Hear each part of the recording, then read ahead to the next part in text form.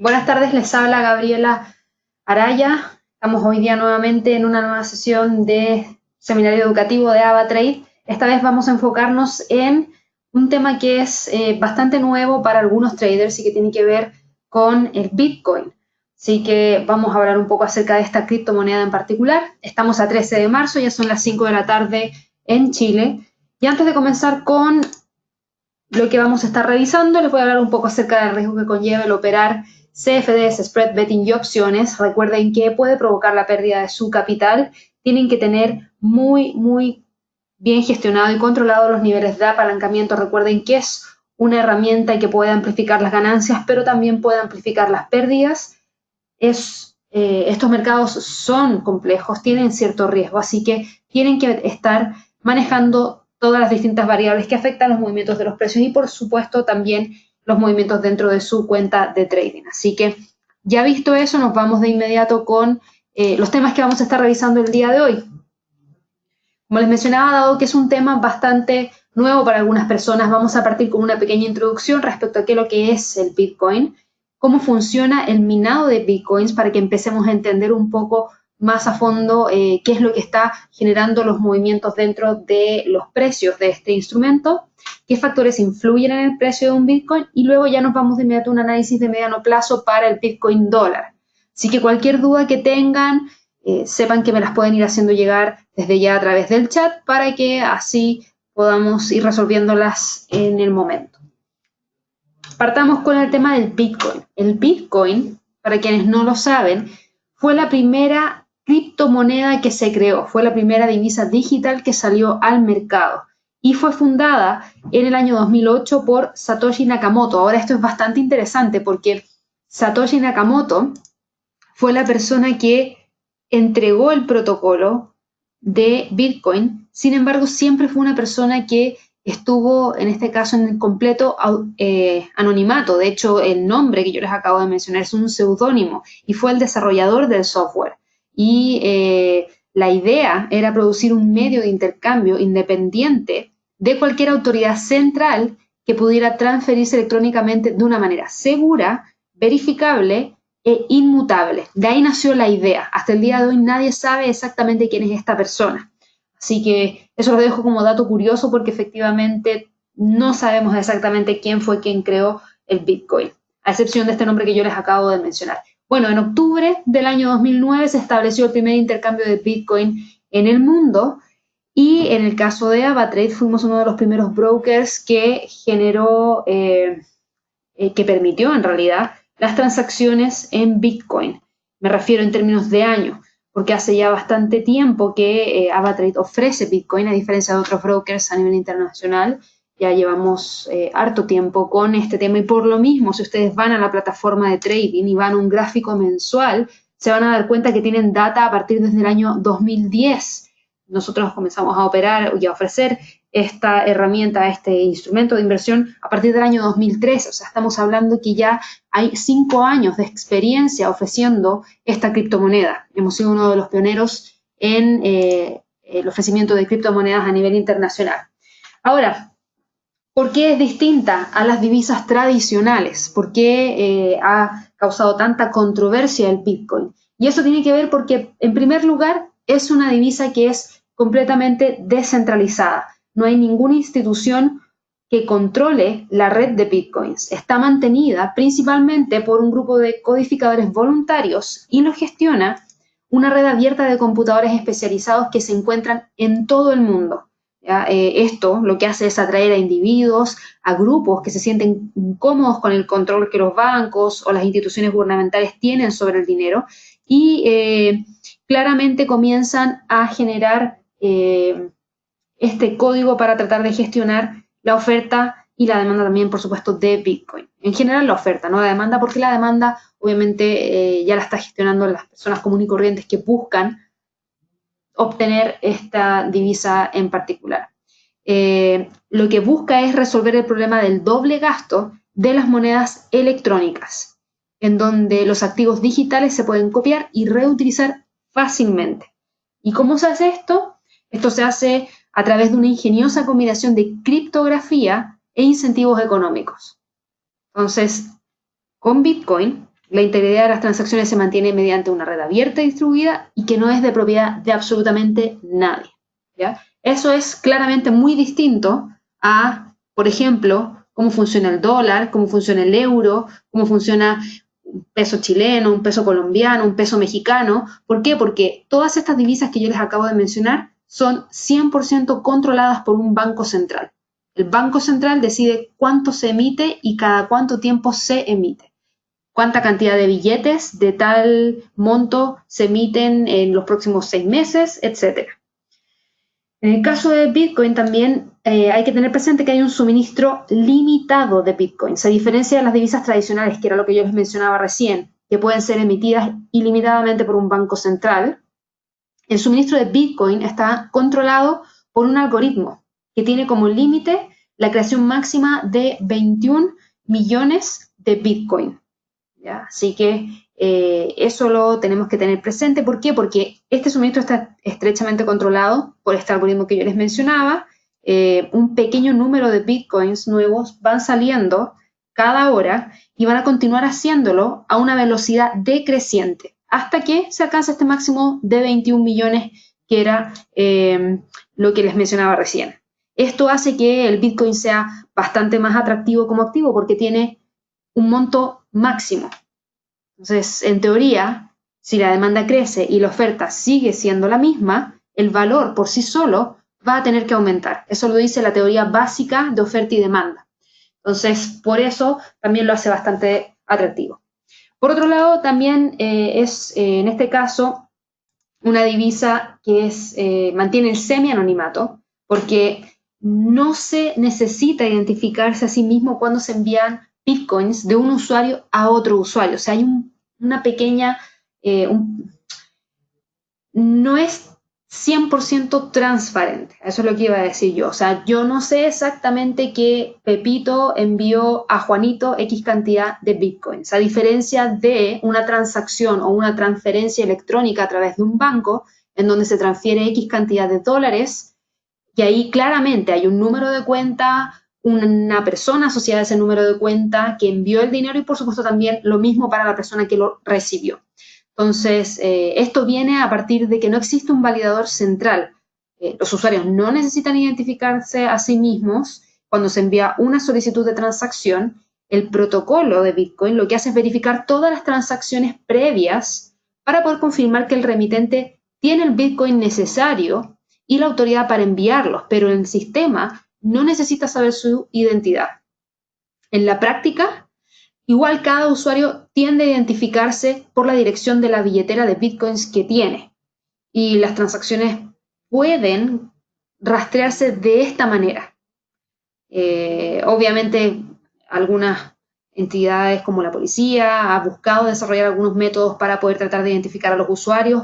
¿Por qué? Porque de esa manera también se mantiene una red que esté protegida en términos de lavado de dinero, terroristas, delincuentes, entre otros más, ¿ya? También tienen que tener presente que a diferencia de las divisas tradicionales, las transacciones de Bitcoin no se pueden revertir, a diferencia de las transacciones electrónicas. ¿Y eso es por qué? Porque no hay un agente central que pueda decir, ok, si tú no quieres llevar a cabo la transacción, yo te devuelvo el dinero a tu cuenta. En este caso no está ese puente. Por ejemplo, yo realizo una transferencia electrónica a tal cuenta, hay un banco de por medio. Y a ese banco de por medio yo le estoy dando la orden de transferirlo. Podría arrepentirme, agarrar el teléfono, llamarlo y decirle, ya no quiero que se envíe esa transferencia a esa persona. El banco va y no realiza la transacción. En este caso eso no pasa. Por ende, si uno da una transacción electrónica a través del Bitcoin o una transacción de Bitcoin, ya fue. O sea, no hay forma de volver hacia atrás. Hay algunos que claramente esto les puede parecer un poco inquietante. No se puede alterar ninguna transacción en la red de Bitcoin, ¿ya? Y por último, el tema de la divisibilidad, que es algo bastante interesante. ¿Por qué? Porque la unidad más pequeña de un Bitcoin se llama Satoshi, ¿ya? Y esto se los doy como dato, porque en realidad aquí estamos explicando qué es el Bitcoin en general, así que para que estén entendidos y sepan de qué es lo que estamos hablando. Y esta unidad más pequeña, que se llama Satoshi, es 100 millonésima parte de un Bitcoin. A precios del día de hoy estaríamos hablando alrededor de una centésima de un centavo. O sea, es mucho más pequeño que un centavo de cualquier divisa a nivel mundial. O sea, claramente estamos hablando de unidades muy, muy pequeñas, lo que podría permitir microtransacciones que el dinero electrónico tradicional no puede. Por eso hay muchas personas que miran el Bitcoin y lo ven como un instrumento atractivo. ¿Por qué? Porque efectivamente se pueden operar montos muy pequeños, no hay ninguna institución que controle la red y eso a algunas personas les parece atractivo, tiene un suministro ilimitado, tiene semi-anonimato y es inmutable, ¿ya?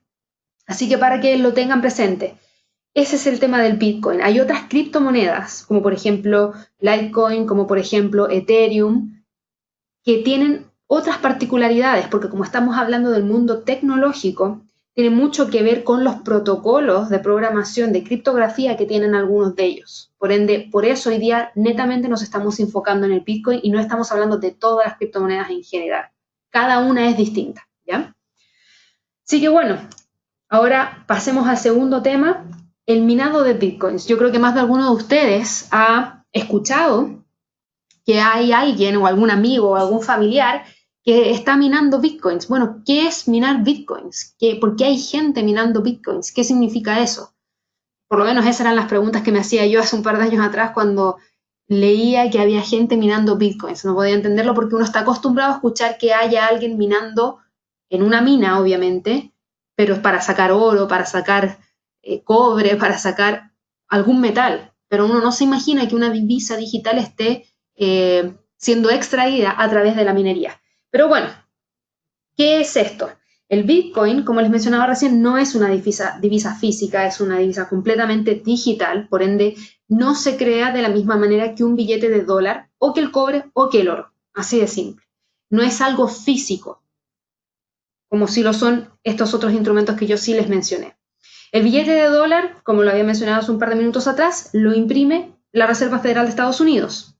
El peso chileno lo emite el Banco Central de Chile, el peso mexicano, el Banco Central de México y así sucesivamente. El cobre o el oro es un metal que se encuentran en la tierra y para poder obtenerlo se debe descubrir primero. O sea, primero andan buscando dónde pueden haber trazas o vetas de oro o de cobre y cuando las identifican comienza el minado. Ahí empiezan a excavar, a mover la tierra para tratar de llegar a ese metal y poder extraerlo para después pasar un proceso de refinamiento. Y todo eso se conoce en general como el proceso que lleva a cabo una mina, ¿ya? Y a través de la minería. En el caso del Bitcoin, la creación de los Bitcoin vienen del diseño de un protocolo de criptografía que todavía no ha salido a la luz, ¿ya? Y ese protocolo debe crear estos 21 millones de Bitcoins.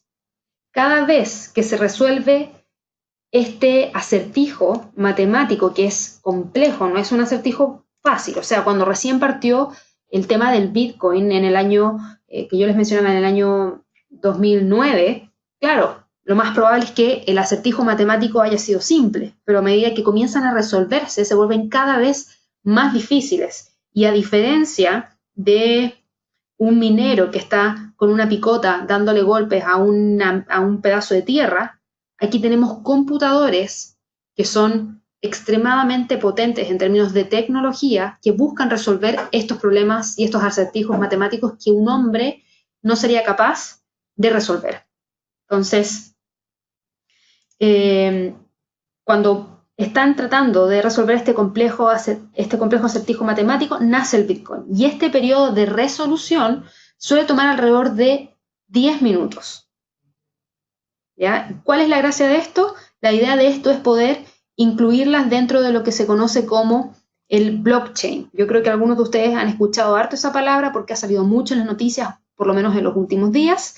Y en el caso de los blockchain, la idea es tratar de buscar ir incorporando estos bitcoins a estas cadenas, ¿ya? Todos los mineros buscan resolver este complejo acertijo y el primero que lo resuelve lo que hace es alertarle al resto de los otros mineros que ya lo resolvió para que ellos no sigan trabajando en ese acertijo y puedan pasar al otro. ¿Qué gana el que resolvió el acertijo? En este momento, 12,5 bitcoins cada vez que se resuelve el acertijo. Esta recompensa va disminuyendo con el paso del tiempo. El valor se reduce a la mitad cada 4 años más o menos. O sea, entre el año 2020 y 2021, que es cuando se espera que nuevamente se reduzca el valor de la recompensa, ya no van a estar recibiendo 12,5, sino que van a estar recibiendo 6,25 bitcoins por cada problema que se resuelva. Y eso tiene que ver con que hay un límite máximo de bitcoins que son los 21 millones de bitcoins. Y se espera que para el año 2140 se alcance ese máximo de bitcoins que entregó el protocolo. ¿Ya? Así que, si se fijan, estamos hablando de un tema que no es fácil de entender, en donde tenemos que estar pendientes de otros factores que no necesariamente tienen que ver con un banco central y su decisión de política monetaria, como estamos acostumbrados al tema de operaciones en divisas, que es Forex, por ejemplo, tampoco tiene mucha relación con lo que está ocurriendo por ejemplo, con las acciones, donde hay que estar mirando otros temas como los estados de resultados de una empresa en particular. Aquí tenemos que ver temas directamente relacionados con el monto máximo que tiene, el costo de la electricidad, el hardware, lo que hace que en realidad son las materias primas que utiliza un minero de Bitcoin, ¿ya? Son cosas que tienen que estar teniendo presente. ¿Por qué? Porque el costo de la electricidad, por ejemplo, no es igual en todos los países.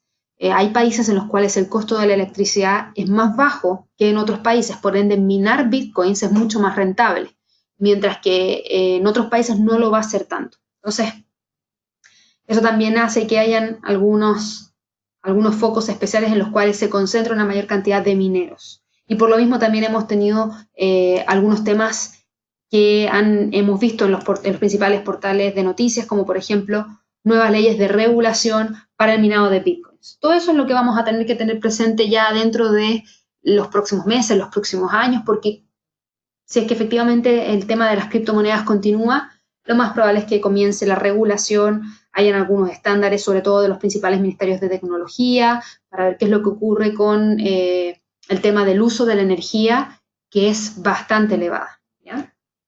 Así que eso con el minado de bitcoins. Ahora, vámonos al tema que nos convoca, que es el realizar inversiones en bitcoins y qué es lo que tenemos que tener en consideración al momento de estar buscando operar dentro de este instrumento, porque, les vuelvo a repetir, no es igual que un par de divisas, no es igual que una materia prima, ni es igual a ninguno de los otros instrumentos que estamos acostumbrados a utilizar. Lo primero que tenemos que entender es que el precio del Bitcoin es altamente volátil, En un día puede estar moviéndose un 9% hacia arriba y al otro día estar cayendo un 20%. Una divisa no se mueve más de un 2% en un día. A no ser que haya mucha volatilidad, estaríamos teniendo movimientos mayores, pero para que eso ocurra tiene que haber una intervención de un banco central y eso lo vamos a saber en todos los portales de noticias del mundo, ¿ya? En el caso del Bitcoin, todavía cuesta entender cuáles son los principales factores que están moviendo al precio en términos fundamentales, ¿ya? En sus primeros años, cuando partió el Bitcoin, por lo menos entre el año 2009 hasta el año 2016, que fue cuando ya comenzó el boom del Bitcoin y empezó a tener mucho mayor revuelo, el precio oscilaba tranquilamente, que igual no lo considero tranquilo, pero tranquilo en comparación a lo que tuvimos durante el 2017, entre los 150 y los $1.200. ¿Por qué digo que no lo considero tranquilo moverse entre un rango entre 150 y los $1.200? Fíjense en el oro. ¿Cuánto se mueve el oro? El oro, si nosotros vamos a un gráfico del oro, déjenme ponerlo acá en la plataforma. Lo voy a poner acá. El oro en gráficos mensuales, fíjense, pasamos de los $1.900 a mínimos en 1.037, o sea, es decir, se movió $900 la onza de oro, Pero ¿en cuánto tiempo se movió $900 la onza de oro? Estamos hablando desde el 2011 hasta el 2015. Estamos hablando de 4 años en el cual el precio de la onza de oro fluctuó $900. En el caso del Bitcoin dólar, en el gráfico mensual, estábamos viendo que el precio fluctuó principalmente durante el año 2013 hasta el 2016, finales del 2016, alrededor de $1000. ¿Ok? Sí, fueron más de un año, pero fíjense en el movimiento que tuvimos entre el primer mes del año 2017 hasta el mes de diciembre del 2017. Sí, diciembre del 2017. Pasamos de $683 el Bitcoin a un máximo en torno a los $19.700. Estamos hablando que el precio en 12 meses se movió $19.000. O sea, esa fluctuación es increíble y por eso vuelvo a repetir que es muy volátil. Muy volátil porque en un mes puede moverse sin problema 5.500 a 11.000, más de $5.000. Y para alguien que está expuesto en un instrumento de esta envergadura, tiene que saber lo que está haciendo. Tiene que saber que la volatilidad es elevada, tiene que saber que los niveles de apalancamiento para un instrumento tan elevado, de alta volatilidad, tiene que ser acotado. ¿Por qué? Porque recuerden que si uno no usa apalancamiento y un instrumento se mueve un 1%, la cuenta de trading también se mueve un 1%. Pero si uno empieza a usar apalancamiento, por ejemplo, de 10 veces, ya la cuenta comienza a exponerse y a moverse un 10%, si es que el instrumento se mueve un 1%. En este caso, imagínense lo que se hubiesen movido su cuenta de trading, si hubiesen estado usando altos niveles de apalancamiento en el Bitcoin, ¿ya? Así que presten mucha atención. Todo el mundo está contento cuando, claro, el mercado se mueve a su favor, pero si el mercado se mueve en su contra, están preparados para poder salir de esa operación y saben por qué están saliendo o por qué se está moviendo el precio. Entonces hay que investigar un poquito antes, ¿ya? Cuando comenzó a hacerse más popular fue en el año 2017, de todas maneras. Durante todo el 2017 todo el mundo habló de Bitcoin. Si es que era algo real, si es que había una burbuja, si es que efectivamente podía continuar siendo utilizada en los próximos años. Los principales bancos a nivel internacional, como el JP Morgan, entregaba declaraciones respecto a esto. Teníamos entidades gubernamentales en Japón hablando del tema del Bitcoin, entre otras cosas más. Así que, como se hizo tan popular, todo el mundo hablaba del Bitcoin. Habían algunos que minaban Bitcoin, habían otros que hacían trading con Bitcoin, habían otros que compraban Bitcoin en una billetera virtual. Había gente que llegaba, compraba Bitcoins y así, como el amigo compró Bitcoins, el otro amigo fue y compró Bitcoins y el otro amigo fue y compró Bitcoins y así sucesivamente.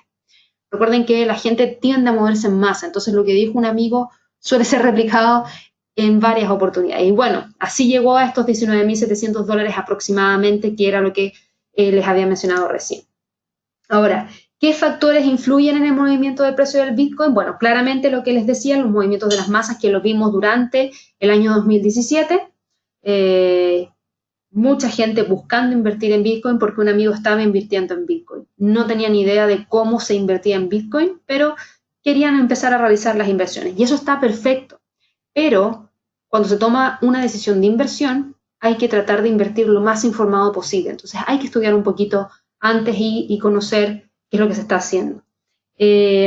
Así que presten mucha atención al movimiento de las masas. ¿Por qué? Porque así como llegaron muchos que buscaban comprar Bitcoins porque alguien estaba comprando Bitcoin, también puede que lleguen muchos vendiendo Bitcoins porque alguien también está vendiendo Bitcoins. Y así sucesivamente.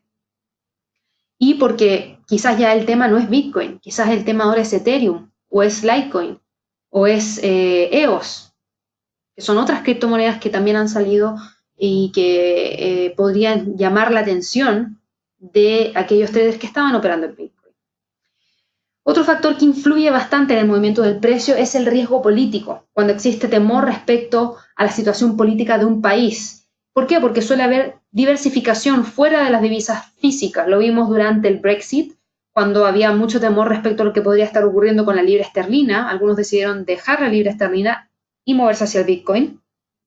En la elección de Trump, ante mayor desestabilización económica en ese país. También algunos decidieron migrar sus fondos desde el dólar o desde algún instrumento relacionado a la economía de Estados Unidos, como es el mercado accionario, o algún metal que se transa en dólares para moverse a el Bitcoin.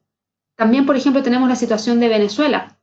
Venezuela con fuertes problemas de inflación, en donde hay restricciones, tarjetas de crédito.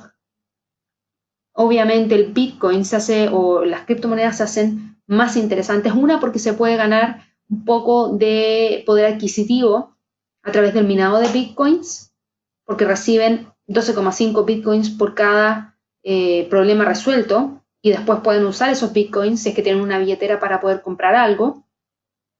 Y también verlo como inversión a futuro. Así que tenemos ese tema del riesgo político que podría continuar ocurriendo en los próximos meses, los próximos años. Tenemos el tema de la regulación. Los cambios en la regulación pueden afectar el precio del Bitcoin tanto positiva como negativamente. Por ejemplo, Japón es el único país que considera legal el Bitcoin. Y cuando entregó esta noticia de legalizar el Bitcoin y permitirlo para las transacciones, el precio del Bitcoin se movió un 2% en solo 24 horas. Por otro lado, tuvimos a China durante el año pasado, donde vimos que se generó un cierre de varias casas de intercambio de Bitcoin, más conocidos como exchange, y se prohibieron las ofertas de monedas iniciales. Eso hizo que en 4 horas el Bitcoin cayera 29%. Si se fijan, es altamente volátil, y cualquier noticia que conozcamos de esta índole, como por ejemplo Facebook prohibiendo anuncios de Bitcoin, por ejemplo China cerrando algunos brokers que permitían las operaciones a través de Bitcoin, todo eso genera fluctuaciones dentro del precio de los instrumentos. Así que, ¿a dónde podemos conocer esa información? Bueno, los principales portales de noticias es lo que podríamos estar teniendo como principal fuente de información.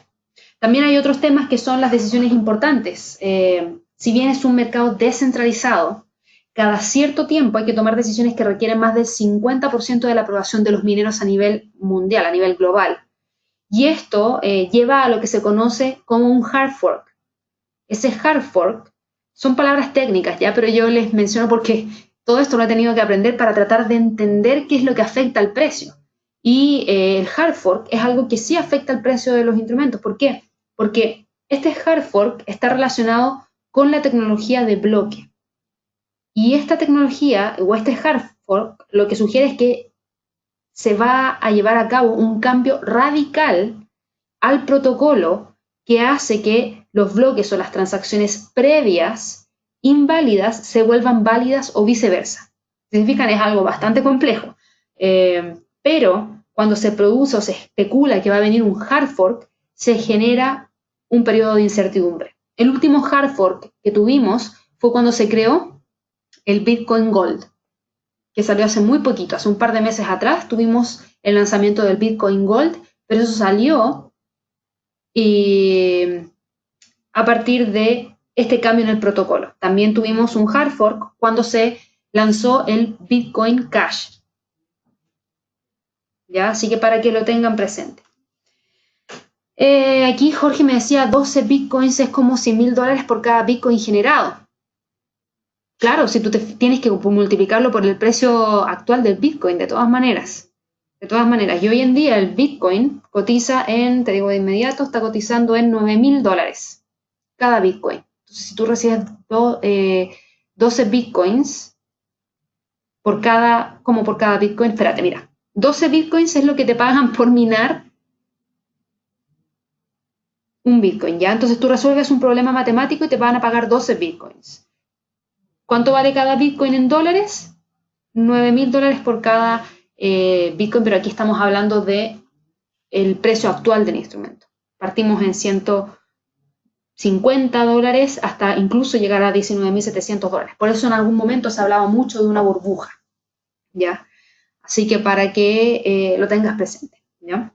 Ahora miremos cuál ha sido la fluctuación del precio y ya pasamos de inmediato al análisis, porque la verdad es que conocer más a fondo respecto a cómo se produce cada bloque o cómo se genera cada blockchain o cada hard fork. Yo creo que ese no es nuestro foco principal, sino que nuestro foco principal es entender un poco qué es lo que es el Bitcoin, qué es lo que afecta a los movimientos de los precios. Y volviendo un poquito atrás, cuando mencioné el tema de la regulación, presten mucha atención. Hoy día tuvimos una noticia proveniente desde el Ministerio de Tecnología de China. ¿Y cuál fue la noticia? Fue que el Ministerio Tecnológico de China estaría creando estándares oficiales de blockchain. Como también hemos tenido declaraciones de otros países que buscan controlar el gasto energético que está desarrollando el minado de bitcoins. Por ejemplo, hoy día también conocimos que autoridades rusas desmantelaron una importante granja minera que operaba en una fábrica abandonada, que buscaba minar bitcoins. ¿Y por qué la desmantelaron? Porque estas instalaciones que estaban abandonadas reportaron un consumo de electricidad equivalente a casi $1 millón. Y obviamente una fábrica abandonada que está gastando $1 millón les llamó la atención a la autoridad rusa, a la empresa local proveedora de energía eléctrica, y claramente fueron a desmantelarla. Y aquí viene un tema de la regulación. ¿Por qué? Porque consume mucha energía. Y recuerden que la energía también está un poquito limitada. O sea, en el caso de Chile, por darles un ejemplo, hay momentos en los cuales se producen periodos de sequía. La energía en Chile se produce a partir de centrales hidroeléctricas a través de carbón, y obviamente nuestro principal motor de producción de energía viene a partir del agua, y si se genera mucho consumo de electricidad y hay poca agua, obviamente cada vez va a haber menos electricidad y podrían darse razonamientos de energía eléctrica. Si ponemos a eso a mineros de Bitcoin en Chile generando gastos de casi $1 millón en energía, es algo bastante importante porque el consumo es muy elevado. Ahora, en el caso de Chile no se genera tanto minado porque es muy costosa la energía en Chile, entonces lo estoy dando como ejemplo como para que entiendan, pero podríamos tener un país que regule el minado de Bitcoin solamente porque están generando un gasto excesivo de energía eléctrica. Así que si tenemos una noticia de esa envergadura, en China o en Japón, que son los principales países donde se genera el minado de Bitcoin, sería algo interesante para el precio, de todas maneras, ¿ya? Así que bueno, pasando ahora a este análisis del Bitcoin dólar, aquí tenemos un gráfico diario y tengo marcado en el gráfico momentos claves dentro de la historia del Bitcoin, de lo que llevamos de historia del Bitcoin. Cuando tuvimos el primer movimiento de precio importante, que fue cuando quebró la barrera de los $1.000 a comienzos de este año a comienzos del año pasado, no de este año, del año pasado, 2017. En enero del año 2017 se quebró la barrera de los 1.000, luego, en abril del 2017, comenzó la oferta legal de Bitcoin en Japón. Fíjense cómo ese anuncio generó de inmediato un movimiento hacia el alza que lo llevó a cotizar en torno a los $3.000 en el plazo de un mes y medio. Bastante, ¿cierto? Después, en el mes de agosto del año 2017, se tuvo el primer hard fork que yo les mencionaba, en donde el Bitcoin se dividió entre el Bitcoin y el Bitcoin Cash. ¿Ya? Eso claramente generó un impacto dentro del movimiento del precio, continuó con un movimiento hacia el alza, porque no fue una noticia negativa, de hecho fue una noticia positiva, ayudó a que el Bitcoin se hiciera más conocido, hubiera mayor demanda y también, por supuesto, se afectó el movimiento del precio y llegó a los $5.000 aproximadamente. Luego, en septiembre, finales de agosto en realidad, tuvimos la primera prohibición por parte de China. China prohibió a las empresas recaudar dinero a través de las ICOs. Las ICOs son el Initial Coin Offering. Es como cuando se genera un lanzamiento de una acción en particular, donde se da una oferta pública. Bueno, en este caso era a través de las ICOs y China prohibió a las empresas recaudar dinero a través de esta forma, que era como una especie de crowdfunding, ¿ya? De inmediato, rápidamente, el precio cayó de 5.000 hacia los 3.000 nuevamente. Luego tuvimos otro dato que fue en septiembre, donde China cerró los exchanges, las casas de intercambio, y eso hizo que el precio definitivamente llegara y alcanzara esos 3.000. Después de eso, con todas estas noticias, la gente siguió investigando un poco acerca de Bitcoin, siguió haciéndose más popular aún, porque fíjense que el movimiento hacia el alza fue importante, pero tampoco fue exagerado. O sea, fue exagerado, pero no tan exagerado como el que tuvimos acá en los últimos meses del año 2017. El precio había pasado de 1.000 a 5.000, una variación de $4.000 aproximadamente, pero en más de la mitad del año. Lo interesante fue que se hizo tan popular a partir del mes de septiembre que luego tuvimos el Bitcoin Gold, luego tuvimos el anuncio por parte del CME, y el CME es un exchange muy importante de futuros en Estados Unidos, que se conoce como el Commerce Mercantile Exchange.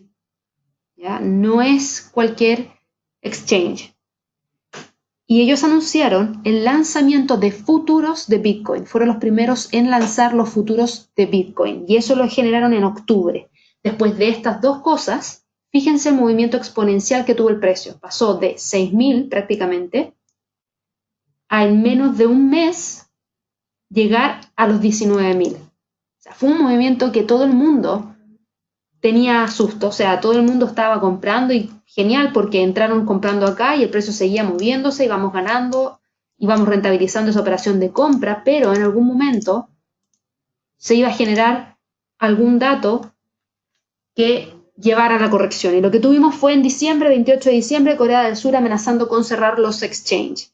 Ya era el segundo país que estaba comenzando con el cierre de los exchanges. Primero fue China, después pasaba a Corea del Sur y empezó el pánico y los titulares de los principales portales de noticias diciendo que las criptomonedas y en específico el Bitcoin era la burbuja más grande en la historia del mundo, de la Tierra. Entonces, obviamente, aquellas personas que no tenían mucha información, que habían entrado solamente a invertir porque el amigo les había dicho que invirtieran, comenzaron a espantarse, cerraron sus operaciones y así, como el amigo cerró sus operaciones, el otro amigo también lo hizo y todo el mundo comenzó a vender y el precio cayó rápidamente hacia los 6.000. O sea, fíjense las fluctuaciones grandes que subieron en un periodo de tiempo tan acotado. Y luego ya hoy en día el precio cotiza en torno a los 9.000, está un poquito más estable, tenemos historia, podemos hacer análisis técnico. Y eso es algo interesante también. Así que eso es lo que tuvimos en el largo plazo. Y ahora vámonos a lo que está ocurriendo hoy en día. Hoy en día, ya les entregué dos noticias que salieron hoy día, específicamente para Bitcoin en particular. Vamos ahora sí al gráfico, ahí sí. No se olviden de lo siguiente, se supone que Bitcoin, o en realidad las criptomonedas, tienen muy poca probabilidad de que se produzca algún hackeo. Pero ya hemos conocido en el pasado que han habido algunos que sí han tenido ataques de hackers. Y eso también genera movimientos dentro del precio. ¿Ya? Una noticia que diga que tuvimos un exchange que fue atacado por un hacker hace que todo el mundo piense que el sistema es completamente vulnerable. Bueno, eso lo conocimos también. Hoy día tuvimos información proveniente desde Foxbit, que es el mayor exchange de Bitcoin de Brasil, donde se especulaba que habían sido atacados por hackers, pero los representantes de este exchange explicaron que el problema que ocasionó las pérdidas de $1 millón, que son alrededor de $300.000, fueron principalmente por un error interno y no por un ataque de hackers. Y eso lo hicieron a través de YouTube. ¿Ya? Pero para que lo tengan presente, esa información sí genera impacto dentro de los movimientos del precio. Bueno, yéndonos ya a lo que ha estado ocurriendo en estos últimos días. ¿Qué pasa con el Bitcoin dólar? Primero que todo, la plataforma lo encuentran al Bitcoin como BTC-USD, ¿ya? Si no lo ven en la lista de sus símbolos, tienen que dar clic derecho, buscar símbolos, y en la ventanita que se les abra, vayan a la carpeta de cripto, que está acá, CF de cripto, y ahí encuentran todas las criptomonedas. En este caso en particular, estamos viendo el Bitcoin dólar, donde cada lote de Bitcoin que se transe equivale a 100 Bitcoins, ¿ya? 100 Bitcoins a precio de $9.000, estamos hablando de un monto de $900.000. Así que ojo con el apalancamiento, ¿ya? No lo miren por encima, piensen un poquito. Quizás están muy acostumbrados a operar un lote estándar en euro-dólar, donde estamos hablando de una exposición de $100.000, pero en el caso del Bitcoin, si compramos un lote estándar de Bitcoin, estamos hablando de una exposición tremenda, estamos hablando de $900.000. Entonces, claramente, nuestra cuenta se puede volver muy volátil, ¿ya? Así que bajemos un poquito a la plataforma, gráfico diario. Ahí sí. Este es el comportamiento que ha estado teniendo entre noviembre y el día de hoy, ¿ya? ¿Y por qué estoy tomando esta parte de la gráfica? Porque claramente aquí tenemos algo de historia. O sea, a simple vista se ve que tenemos un soporte en torno a este nivel, que son los 5.755 aproximadamente. De hecho, incluso lo pueden dejar en torno a los 5.500. Déjenme ajustar acá.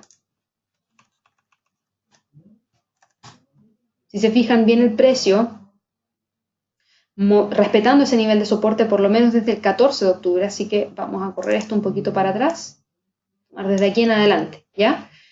Soporte durante todo este periodo también lo fue acá. El precio trató de alcanzar ese nivel cuando cayó y luego rápidamente volvió a rebotar hacia el alza. Cuando el precio cayó, vamos a trazar un Fibonacci desde este punto mínimo al máximo para tener nuestros niveles de Fibonacci. Fíjense en lo siguiente. El precio ha logrado respetar el 76.4% del Fibonacci durante estos últimos días. Estamos hablando de los 8.843. Ese podría ser nuestro nivel de soporte de corto plazo. También podemos identificar que cuando cayó en los últimos días del mes de diciembre, el precio se estaba moviendo dentro de un canal, que es este, hacia arriba y hacia abajo, ¿cierto? Tenemos al precio moviéndose hacia arriba y hacia abajo, respetando ese canal, y lo tocó en la parte superior más de 3 veces y en la parte inferior más de 3 veces, hasta que se quebró el canal. O sea, aquí se estaba comportando de manera técnica, si se fijan. Aquí estamos hablando ya de un análisis que es muy parecido al análisis del euro-dólar, del oro, del Standard & Poor's, entre otros más. En este momento tenemos al precio con una resistencia prácticamente los 11.590. ¿Por qué lo tenemos en esa zona? Porque si se fijan, el precio tocó ese nivel durante el día 20 de febrero, también lo hizo durante el día 5 de marzo y se quedó detenido dentro de esa zona, sin lograr quebrarlo. Y en el pasado logró quebrarlo un poquitito durante los últimos días del mes de enero, pero rápidamente retrocedió, así que podemos considerar que es una resistencia válida a través de la acción del precio desde el día 22 de enero. Así que, de hecho, dejémoslo en 11.600, ¿ya? Para que sea un nivel psicológico más fácil de recordar. Probablemente gran parte de los traders lo tienen en su mente, así que 11.600. Tenemos ese techo, tenemos el soporte de corto plazo. ¿Cuál es el siguiente nivel de soporte entre medio? Vamos a trazar para eso otro Fibonacci que va acá, hacia la baja. Déjenme cambiar el color del Fibonacci y después vamos a trazar un último Fibonacci que es el de corto plazo. Este de a la baja muestra que el precio ha buscado respetar ese 38.2 en donde está muy cerquita de los 11.600. Hace sentido que el precio no sea capaz de quebrar con fuerza los 11.600 porque tenemos dos niveles de Fibonacci de distintas orientaciones que están llegando a esa zona. Y por último, el último Fibonacci, que va a ser en base al último movimiento alcista, que fue este. Y ahora le cambiamos el color.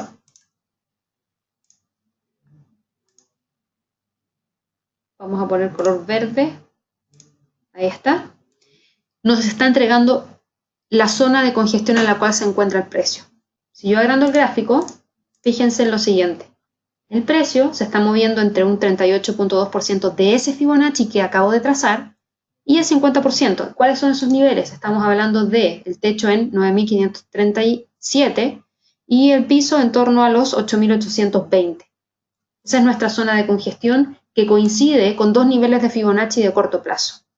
Incluso para aquellas personas que quieren tomar en consideración alguna de las mechas, podemos poner o tomar en consideración estos Fibonacci, el del 38 y el 61,8, es decir, el techo en 9.530 y el piso en 8.162. Ese es el rango de oscilación que ha tenido por lo menos en las últimas 4 sesiones de trading y al parecer el día de hoy también lo va a respetar.